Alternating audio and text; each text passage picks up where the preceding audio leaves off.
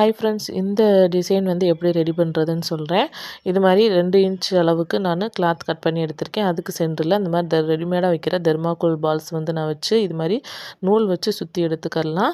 நல்லா நூல் விட்டு சுற்றிட்டு லாஸ்ட்டில் நம்ம பூ கட்டுறதுக்கு முடிச்சு போடுவோம். அந்த மாதிரி இதில் முடிச்சு போட்டோம் அப்படின்னா இது வந்து கலராமல் இருக்கும். இந்த மாதிரி எவ்வளோ உங்களுக்கு தேவையோ அந்த அளவுக்கு ரெடி பண்ணி எடுத்துக்கோங்க.